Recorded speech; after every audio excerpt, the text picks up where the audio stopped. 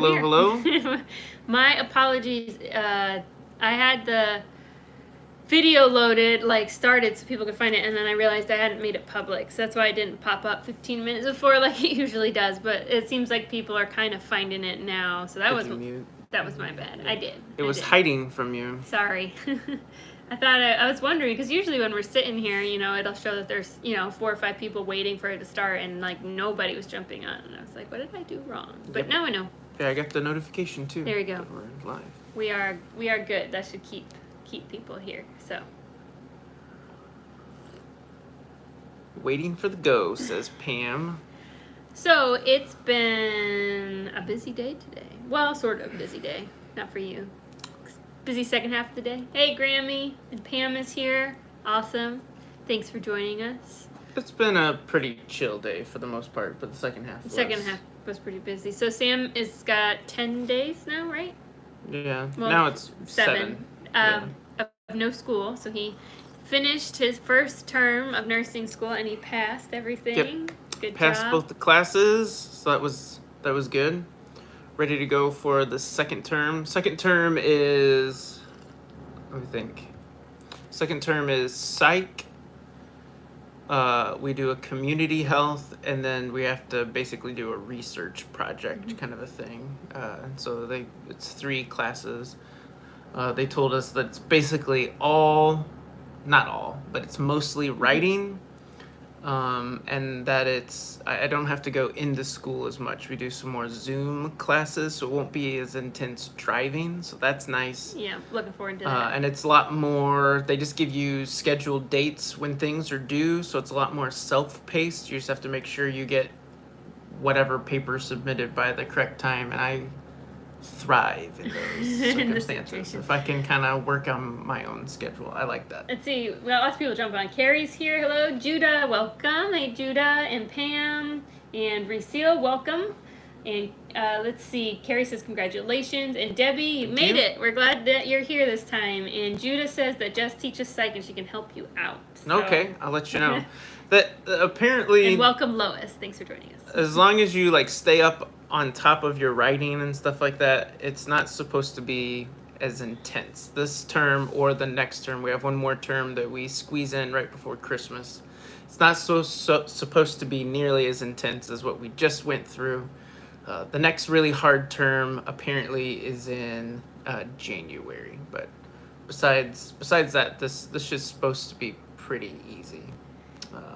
And I just want to say I'm super proud of Sam because not only did he pass, he did pretty well grade-wise, and you're the only person in your class that was working like a regular job, and you have a family, right? And you still managed I don't know that I would want to say that. There are other people that had jobs and other people that had families. I don't know. I may have been the only person that had both. I'm not sure. But anyway. Yeah. So anyway, they tell you you're not supposed to work another job, right? Pretty much. They said they highly discourage you. They say you shouldn't work another job, but if you do, they highly suggest you work as like a tech in a hospital. So you're just kind of like in that environment. And I can definitely see how that would help you just to see more stuff and be around all that stuff. But there's a lot of really hard workers. There, yeah. In the class. It's intense. I think you're mostly excited for this next semester. Like you said, it's a lot more self-paced, goal-based learning. And I think the hardest thing for you this last time was you would go to class all day and then sometimes go to work, and they would have assigned homework to do that night. But you're like, I only got like 7 hours until I'm supposed to be at school again. Like it was hard to on working days. It was hard to get it all in, and now it should be mostly planned ahead, and you can like work ahead, which yeah, they said for at least a couple of the classes, I think everything that we're supposed to do is posted beforehand. And that wasn't the case with this last class. They just kind of depended how the class was doing. If people were struggling with stuff, they assign us more homework. But with these classes, it's all for the most part supposed to be upfront. Clinicals aren't nearly as intense either. We just go to the psych floor of a hospital. I think it's just once or twice this next term. And then the same thing for the community health portion. I think we have to go to like an AA meeting or an NA meeting and write a report. So anyway, The only fear I have of this next term is I can be kind of a slow writer. I feel like I'm a decent writer. It takes a but while to. It takes me a while to put pen to paper and get all my thoughts out there. But anyway, I'm thankful for this break. I'm thankful that I got through last term. I had some teachers write some nice things about me in some of my reports, so that makes me feel like I'm doing a good job.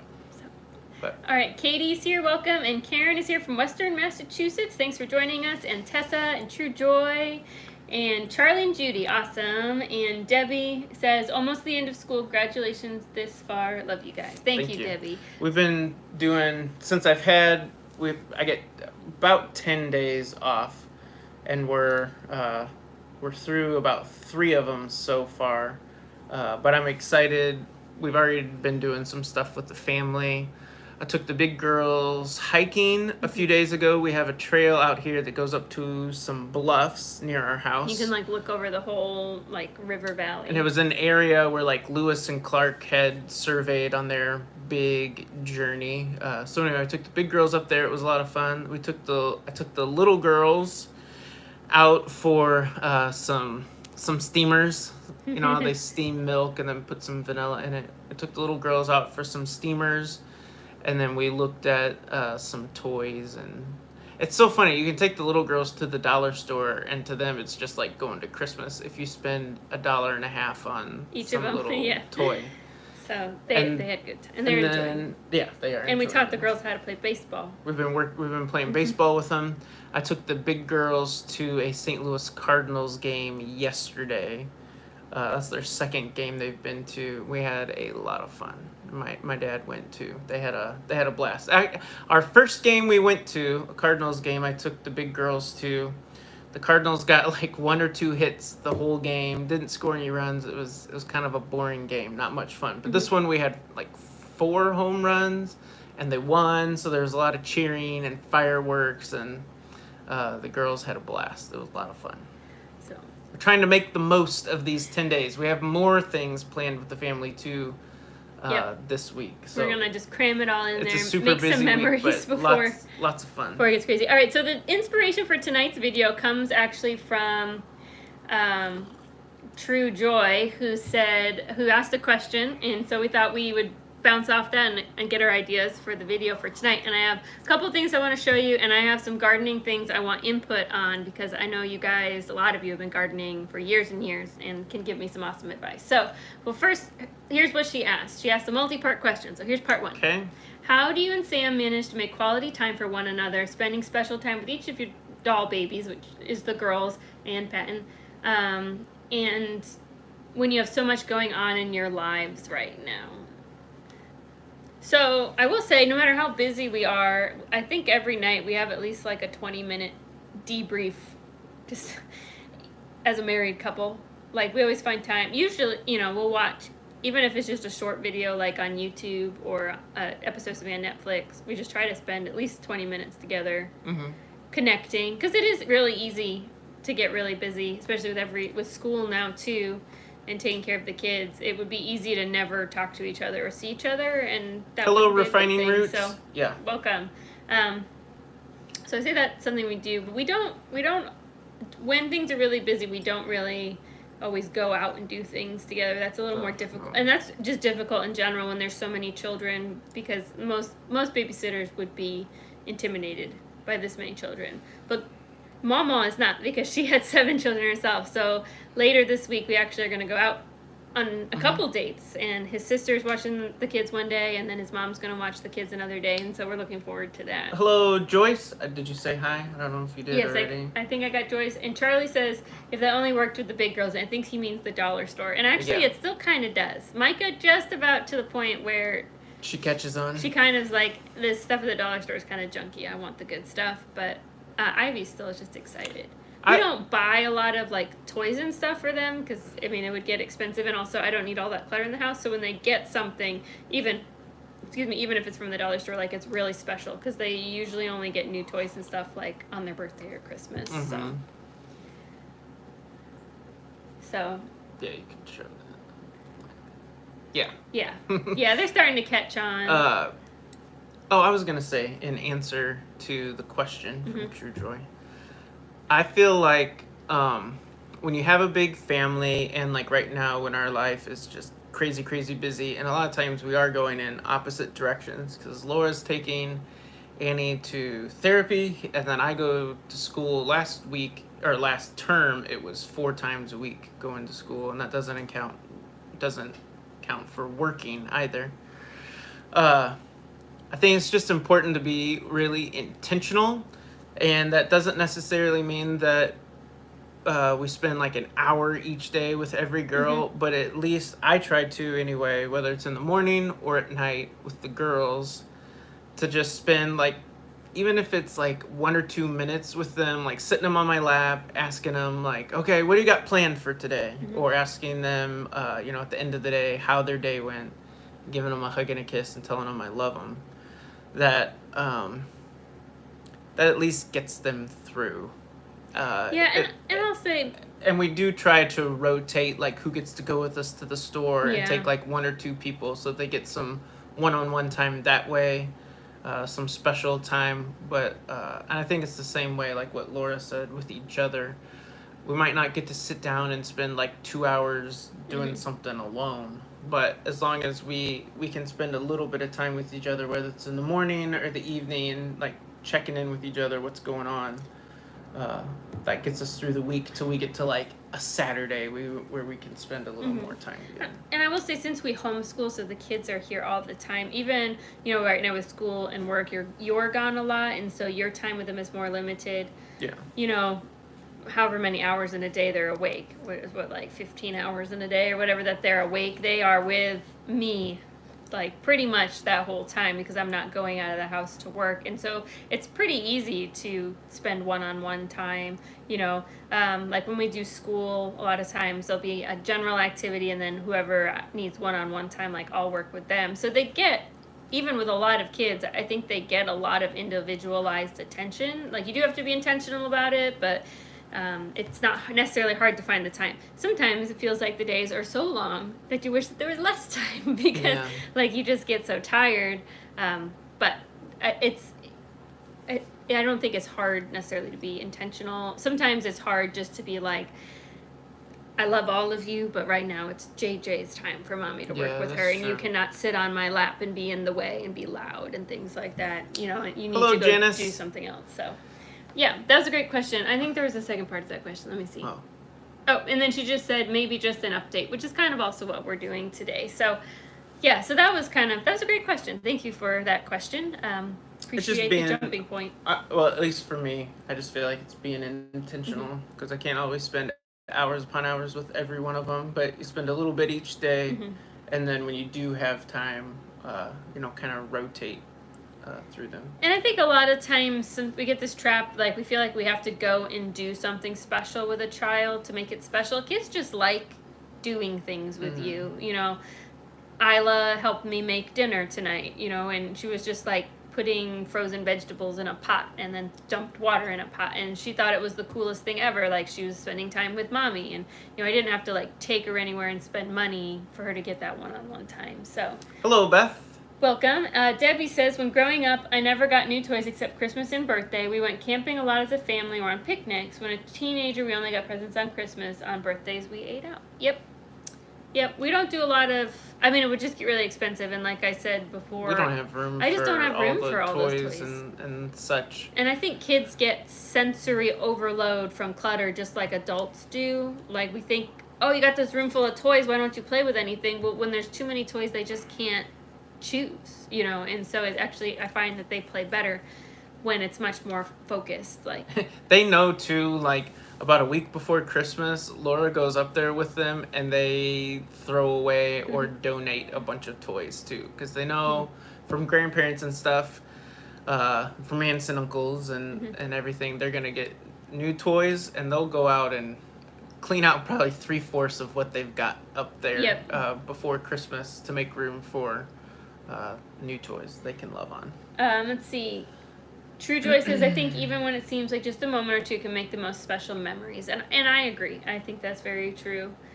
Joyce says, same here, but for birthdays we got to pick the entire meal for dinner. And we do usually do a meal. It's not always the same meal. It depends what our schedule is. But like for Annie just had her birthday and we went and got her donuts. You know, she's on like a special Whole Foods diet, but it was her birthday and so she got donuts for breakfast. That's what she wanted.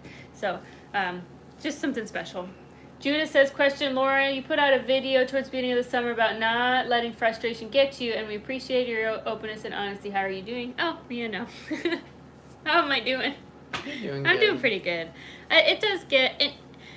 being a mom, most of the frustration is just like momentary frustration, and a lot of it is like that just there is so much going on at this one moment, and it is so loud in the house that I just like can't think straight, and I just need everybody to be quiet so I can think. But I think as far as big projects go, like I've gotten everything done I said I was going to get done, and I've learned how to do some really cool things that I never would have learned before, because I would have just been like, Sam, I need you to do that for me. You know what I mean? But he's not here to do it. So, you know, building goat paddocks. I built a new garden. I just planted my fall garden today, and that was new, and that was hauling a bunch of heavy stuff around, and, you know, I just, you know, I did it myself. I'm going to figure out how to get it done, so.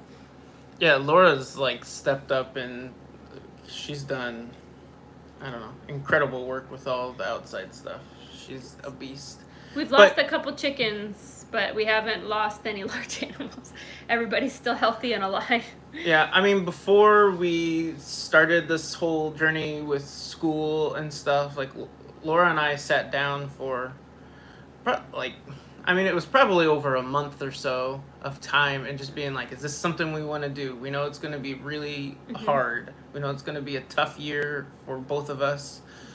But like, if she was like, you know what, I just don't think that's gonna happen, we wouldn't have done it for sure, because it piles a lot on her this whole year. But the way we're looking at it is, well, two ways. One, it's just a year, get it done. You just get it done. You can like kind of swallow that pill for Thanks a for year. joining us, Katie. Have a good night. You can swallow that pill for like a year and get through it, and there'll be a lot of better on the other side. Yeah, a lot better on the other side. Also, at least as far as this school goes with the accelerated program, it is broken up into chunks. So you get those 8 weeks or 10 weeks, and then you get like a week off. Sometimes it's only like 4 or 5 days. But we've decided, you know, when we get to those 4 or 5 days, spend a lot of time with family and doing fun things, and that really helps, I feel like, break it up a little bit into manageable chunks, because you're like, we just have 4 weeks to go or whatever it is, and you get to that little break, and everybody can relax and have fun together for a little bit. But Laura's doing amazing. Well, you're working really hard too. School is such a big thing. It's just like all consuming, and then trying to work too. It's just, you never sleep, I feel like. And then on the weekends you like pass out and sleep for 12 hours because you're so tired. If you can, if you don't have to get up and study. A lot of times, like my one day to sleep in this last term, and when I say sleep in, I mean to like 7 o'clock. Yeah. By the time the house is too loud, you can't sleep anymore. Like, usually I'm up between 4 and 5 to start studying reading again. or studying to work on stuff. But yeah, you're right, Danielle. It's worth the sacrifice for sure. Get through it, and honestly, like we've talked about it before, as compared with like my schedule the last few years with work, hopefully once we get done with nursing, I'll be making about twice as much money but working half the time. So that's a really big payoff for our family. Yeah, we never saw him. He was always at work, and then you would work so hard, and then you bring home these paychecks, and then like you pay your bills, and then there's nothing left, and you're like, you know, working yourself into the ground. So we're hoping, you know, we'll actually get to see him. He will have long days, and there's stresses that come with nursing, but you'll actually have days. You haven't had days off in forever, I feel like. At least since Annie was born, because we started to realize that we just needed to make more money. And I don't want to say like days off and like I've always regular had really days off. I've always had really good bosses, and like if something came up or I needed a day off, or I'm like, you know, like there are times my bosses would give me days off to work on projects and stuff like that. But you just know, like that regular break in the schedule. normal break in the schedule. So Danielle says, I've been there, done that. Yep. And I know a lot of you watching probably have been there. Yeah. Our lives go through seasons. So True Joy says, one of my most fun memories with my daughter was folding laundry, and then she decided to see what everything would look like if she put it all on at the same time. We laughed and laughed. That sounds cute and funny. Yeah, spending time with your kids, it can be real simple.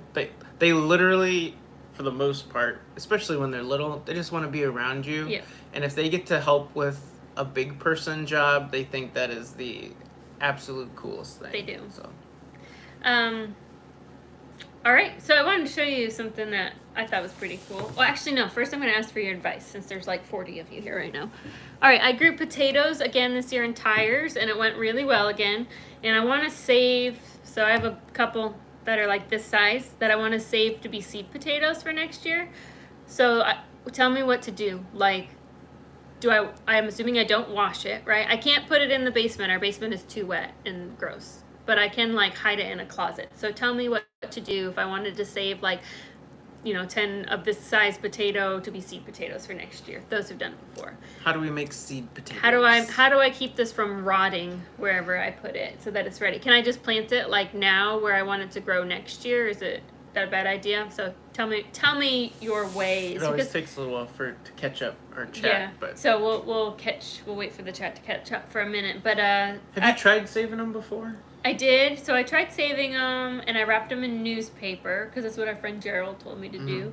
And they made it till about January, and then they started smelling. So I unwrapped them and realized that they were rotting. They're all rotted. Yeah, I remember that. So I don't. So I am taking suggestions from those of you who know.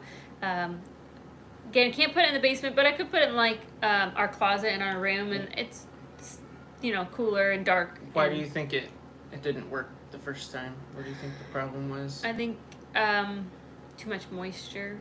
I don't know, but the newspaper should take care of the moisture, so I don't know. Maybe I didn't wash them. I brushed them off, and then I put them in a cardboard box. They were wrapped in newspaper, and I put them on the bottom shelf in the laundry room. And we didn't have a dryer, so it's not like a dryer was making it really hot. Mm-hmm.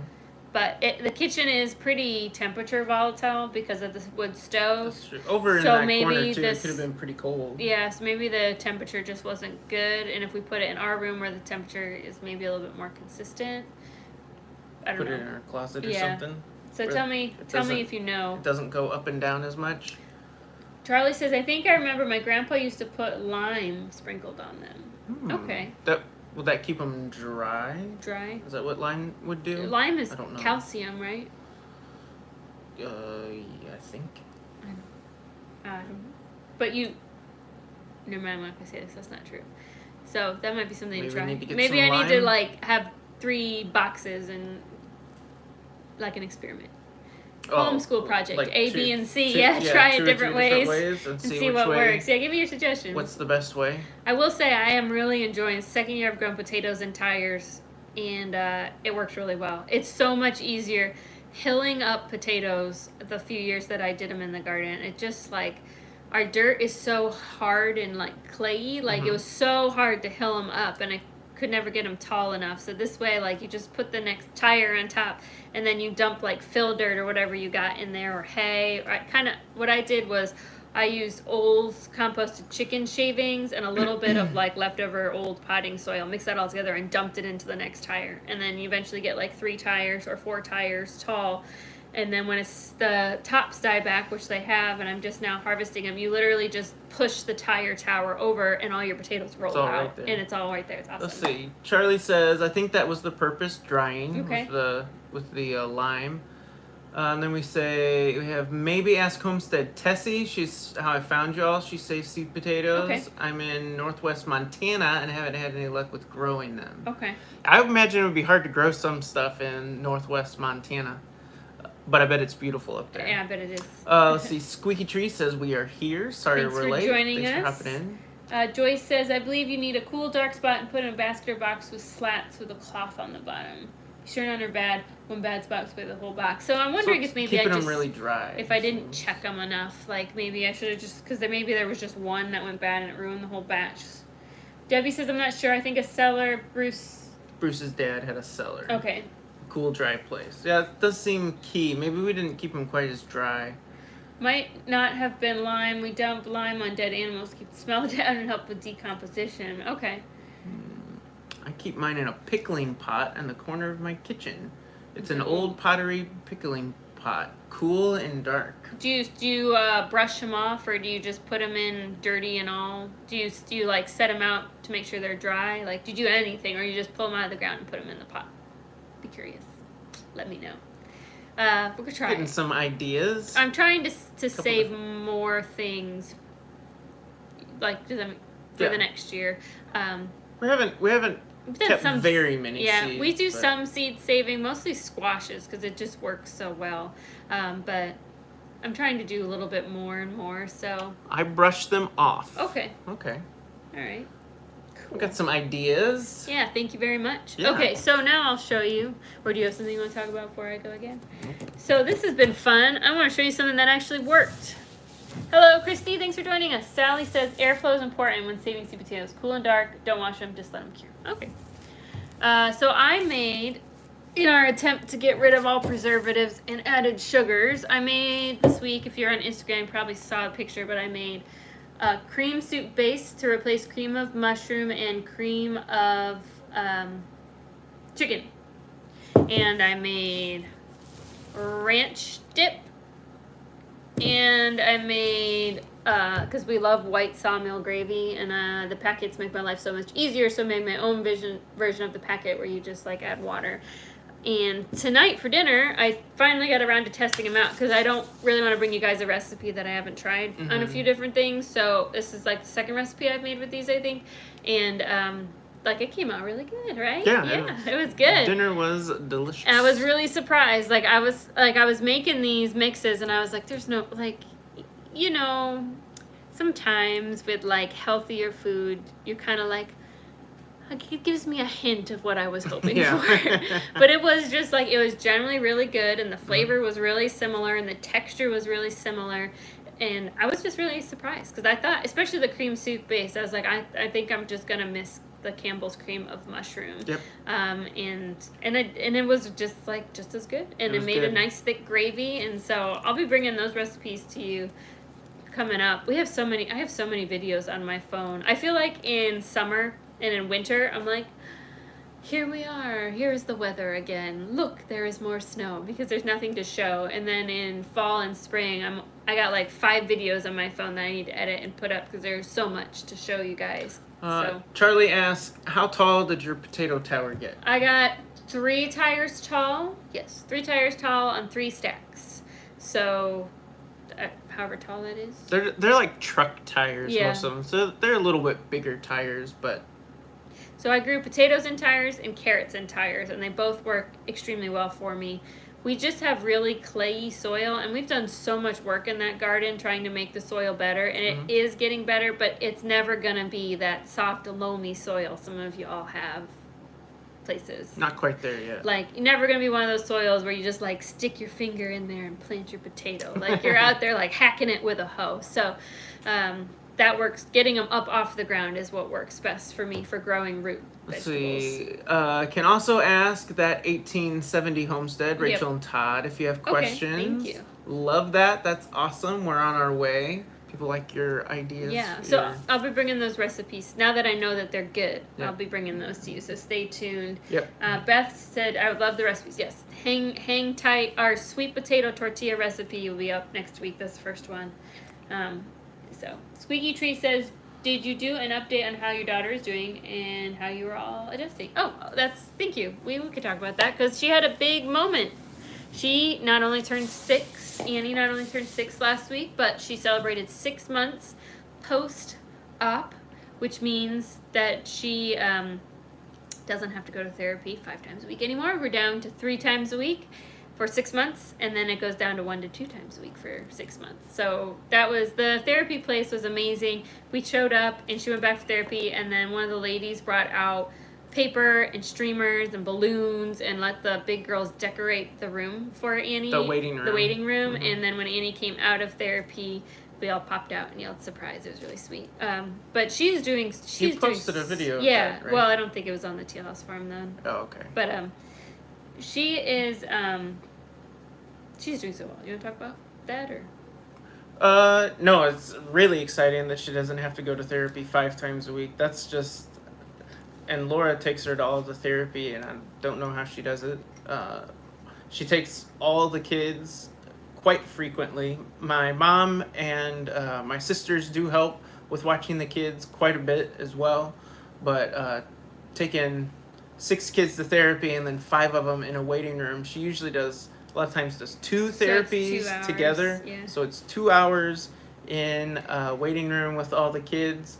But knocking that down to 3 times a week is really exciting, and that means that she's making progress and doing good things, and then hopefully progressing towards another surgery here. Right. I mean, she's just later doing this it. year. We were to the point, before we decided to do the surgery, we were to the point, like, if we went to a grocery store, I couldn't go to a grocery store that didn't have the big, like, truck carts, you know what I'm talking about, that has, like, the seating in front of you, like, there's seats, and then the cart for big kids, because she was too heavy for me to lift into the cart at that point, but she couldn't make it through a grocery store. She'd get too tired. Her leg wouldn't, like, she just couldn't, like, you get halfway done shopping and she couldn't walk anymore. And it was really, we were really to the point, like, we were sitting in the appointment, I don't remember if you were there, I think you came with me to that appointment, talking to the doctor about, you know, maybe she needs a wheelchair for things like that. And then we just decided we would get a consultation on the surgery that we had seen posted about. We talked to her neurologist, and she was she had some pros and some cons, and they were worried that it could possibly make things worse, and, you know, things like that. And we decided to go for it. We really felt like it was the right thing to do, and it definitely was, because, I mean, she does everything everybody she's else out there does. playing baseball, you know, with us. Yeah, playing baseball. She's riding a bike with her sisters in the street, like things that she was losing the ability to do because she just couldn't. So let's see. Looking forward to your recipes. Aunt Holly says, "Hello, my dad always grew potatoes and tomatoes and tires." It's how to make Missouri work. And then for a you. lot of "yay for Annie" comments. Yeah.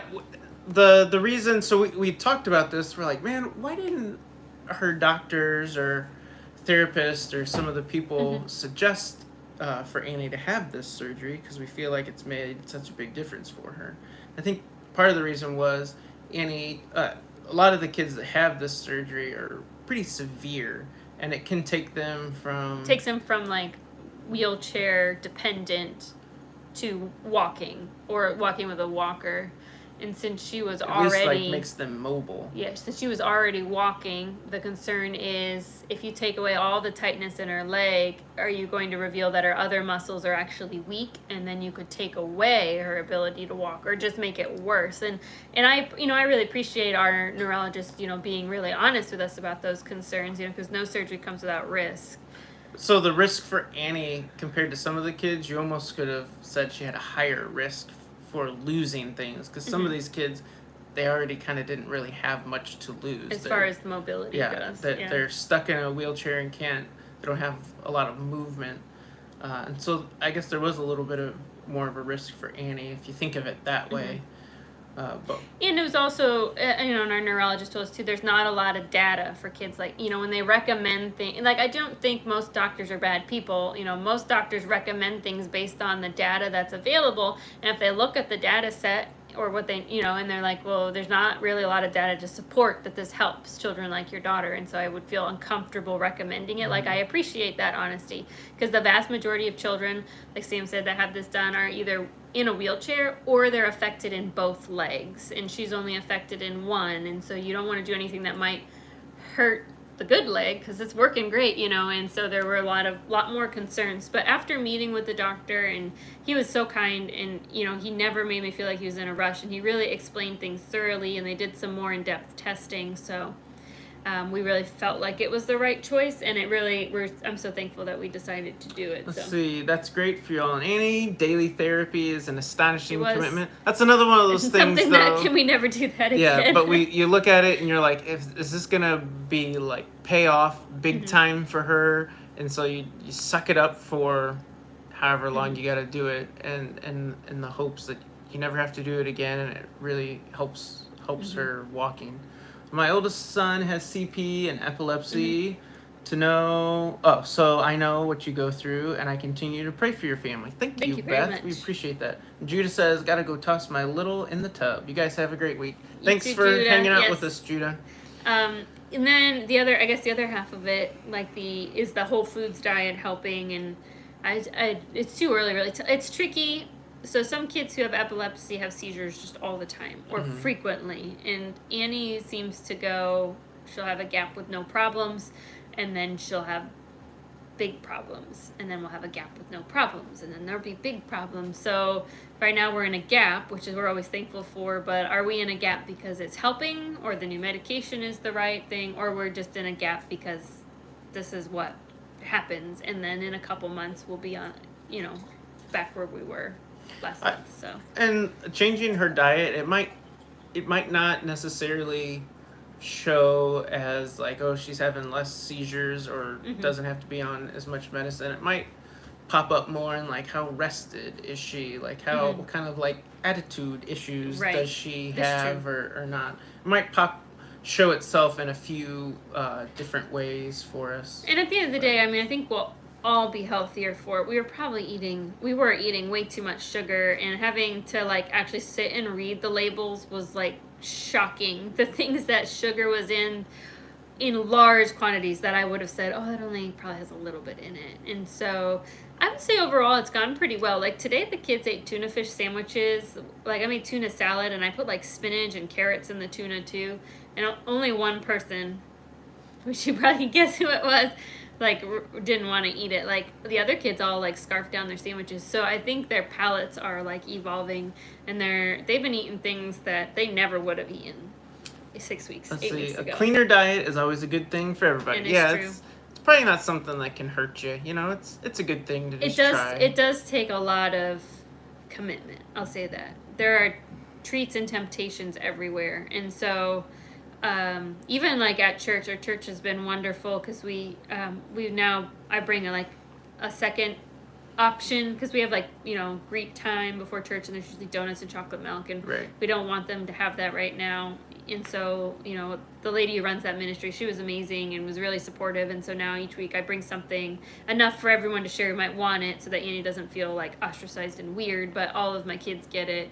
Like this week they had plain yogurt with frozen blueberries. Just trying to take away spots where there always is treats, so that treats are really something special, like on a birthday. Or like today, JJ got to go with me to the farm store. It was her special time with mommy, and she got to get a Gatorade. So just really trying to limit where those treats are as much as possible. So let's see. Big commercial food producers have made us rather lazy.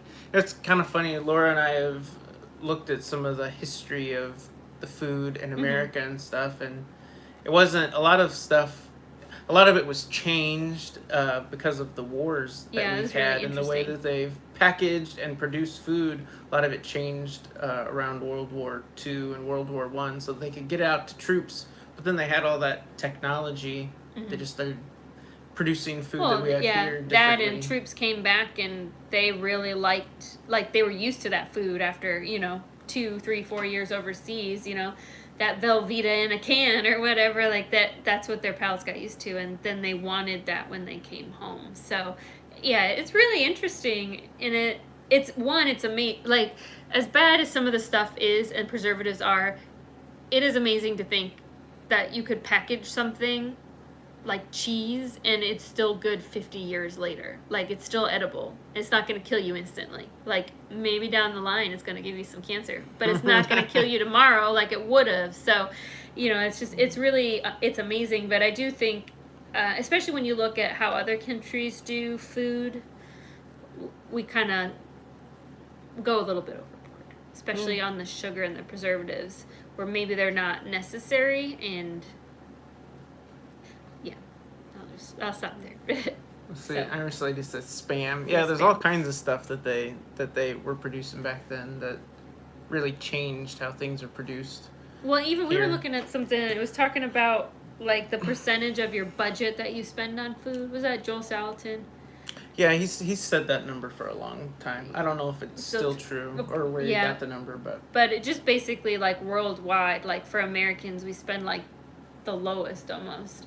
it's like Of our budget. an average in the world. I can't remember the number. It's like 40 or the rest of the world spends like 40 or 50% of their money on food. And I think that does include like third world countries and stuff. Right. But in America, on average, people spend about 20% on their food. And I don't. And that just that's a stat from a while ago. we don't eat as much fresh stuff and the prepackaged stuff and the corn based and sugar based stuff, especially corn syrup, like it's so cheap because we produce it here. So it was just interesting. And I think I think people talk really negative about food producers, but I think food producers produce what you eat. And so if people are still buying that stuff, that's what they're going to produce. And if we don't buy that stuff, then, I think we already see it a little bit. Like Walmart and other large stores are offering a lot more like organic and non-GMO because people have spoken with their shopping habits that that's what they want to buy. And so I think change, we can yell and blame companies, but I think a lot of the change just comes from us individually. And I would love to buy all organic, and I try to buy as good stuff as I can, but obviously at some point the costs, so you have to kind of make choices, but every little choice makes a difference. I will say, like in the past, we've tried selling some broiler chicks. Like we raised chicks and then sold them to people, and it depends like where you are. And obviously, if you're a big company, you can get feed a lot cheaper. But like trying to buy organic feed for us, we would have to drive a long way to get organic feed for chicks, and it's gonna be like 4 or 5 times as much. So yeah, trying to produce something that's super ultra healthy like that is it hits the pocketbook quite a bit. Let's see. It's just easy to grab a prepared meal and microwave it. Yep. I try to do stuff from scratch as much as I can, and for what I know. Right. And Beth says, remember, hit that like button. It That's does right. help us Hit if you think about it. Let's see. Squeaky Tree says, how are you making adjustments with the inflation and food prices getting high? Well, going Whole Foods has made the budget go the other way a little bit, but I will say some of the inflation, we don't feel it as I have noticed that compared to what I've seen from people who live in more suburban areas. I don't feel like we have seen the same amount of inflation. And it also helps that like our meat, I buy in giant bulk. Like I don't buy meat at the grocery store. I buy it from a friend who raises it. And while our prices have gone up, it's not gone up nearly like the store prices have gone. And yeah, so I will just say like, especially going to Whole Foods, our grocery budget has increased a lot. But I think it's worth it. It's still doable. It's still doable, and it does help. Like, my canning pantry is stuffed, right? And we grow the garden and things. We and do as much as you can from scratch. Right. You know. And that helps. Like, cooking from scratch really helps. And buying local. Like, right now is a really good time to buy local. Like, we just did that giant canning day, and that's really going to help in the winter. Just kind of staying ahead. I think where inflation really hurts you is when you are shopping from week to week for that week and you don't really have anything to if you don't go shopping, because then you really get hurt financially. And I realize I say that and I don't want to make anybody feel bad, because I realize there's some people in positions where they can't plan ahead. There just isn't enough money, and inflation is really hurting them. But if you are in a position where you can get ahead, that kind of helps you, because then you can look at the deals and kind of look at what's in your pantry, and then you can just buy stuff that's on sale and supplement it from your pantry, and you can really keep your budget in check that way. Irene says, hello friends, sorry I'm late. Welcome. Better late than never. Thanks for joining us. Let's see what else. Going to local farmers markets helps stretch the budget while eating real food also. And Squeaky Tree says, if we didn't grow most of our food and raise all our meat, our grocery bill would be doubled or tripled. It's crazy. It is. And we are, I don't know, maybe we're too laid back or type B, or I don't even know what the word is. Like, I think inflation, like, it went up. I kind of seen it start coming down. Like, I think it's gonna be okay. I think we're gonna even out a bit. I'm not like super stressed about it. And I The don't other know. thing I would say too is maybe be flexible, because if you go to the store and the normal things you buy aren't on sale, maybe you try some different types of food or something that are a little bit cheaper, at least in the times when food is crazy. Right. That can help your budget a little bit, just being flexible in what you eat. And I also give my always PSA, because I've worked a lot with low income families and moms before I had kids. I worked at like a pregnancy resource center. If you're in a position in your life where you are really struggling to make ends meet, remember that there are programs like WIC and SNAP that help families. Nobody should ever go hungry. And there's lots of safety net programs in America to help prevent that from happening. So I just want you to know, if you are really struggling, you don't need to be, and it is okay to get help so that you can get a foot up in the right direction. So there's my PSA. Yeah, you shouldn't go hungry. Don't be too proud. Don't be. It's okay, because tomorrow it could be better, and it's okay. So I think you're fooling yourself. So many Americans are suffering, especially the food banks. So I'm not saying people aren't struggling, and I don't want to minimize people's struggles. I think what Laura was saying was for us and our area and our situation. It's different. It's different here than it is other places too. So. Let's see. I'm a caregiver for a 94-year-old lady, and I gotta run. I'm gonna pause it here and check back later. So, all right. Thanks for joining us. Thank Hello, you. Paul. Thanks for popping in. Yeah, I think there are areas that do really struggle or are struggling with the inflation and trying to get food and such, but for us right now, anyway, where we are, it hasn't hit us too terribly hard. No, and we also, we grow. I grow almost year round. And that Oh helps. yeah. And so like, I think something that we've learned since we came here, like you said earlier, is to be really flexible about our diets. Like, I have never eaten squash so many ways in my life, but that's something that grows really well here in multiple varieties. So we eat a lot of squash, eat a lot of peppers and tomatoes in the summer. It's just learning to enjoy things that I may not have. If I was only shopping at the store, they wouldn't necessarily things that I would have bought in large quantities, but because I can grow them easily in large quantities, then we eat them a lot in large quantities. Right. And having our greenhouse and kind of just growing, so it just do the best with what you got. You do the best with what you got. So, yeah. Anything else you want to check out? Any other updates? I'm trying to think. Not really. I think we covered most of my stuff. Yeah, we're just chilling this week. We're enjoying the time together before he goes back to school. Yeah. True Joy says, I have to sign off for now, so we want to wish Sam congratulations. A successful term. Thank Let you, know the thank Teal you. House family is always on our prayer list, and thank you for great YouTube content. Well, thank you very much. We enjoy making content. We got lots coming out for you. So thanks for always commenting and jumping on here on the stream Yeah. too. We appreciate everybody that's on here. We got 53 or 54 somewhere in there watching. We appreciate that. we appreciate it. So. And we've had times where, especially when we're starting out, where you have we get on streams and you just have a couple of people. It's hard to do it. It's nice when we have a lot of people here commenting, and it makes the streams a lot easier for us.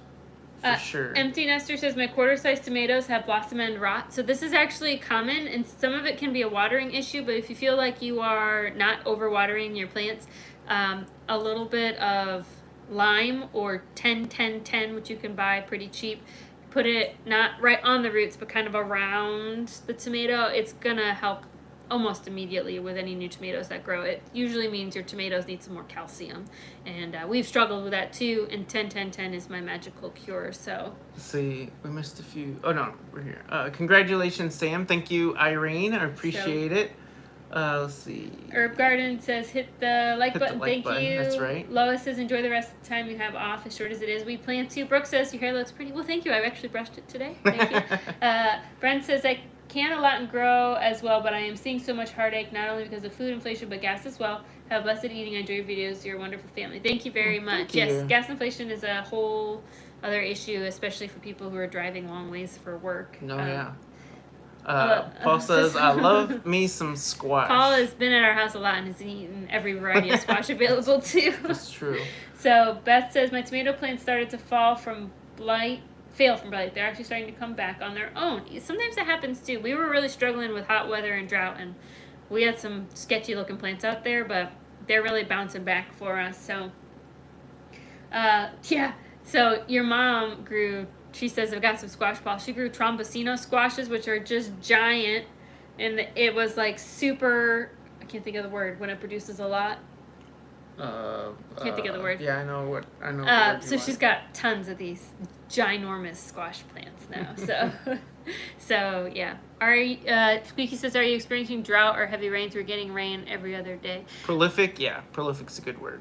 Yeah, thank you. That's the word I can think of. So we had a little bit of, I won't call it drought because I don't think it was long enough to be a drought. It was just dry and very hot in July, and that was a challenge because, for the obvious reasons. But now it's actually, I just planted my fall garden. I was like, it has been like the perfect August. It's been hot, but not like deadly hot. And it's rained like once every 3 days, like the last few weeks. Like my garden looks great. So I think we've been perked right up fortunate on that end.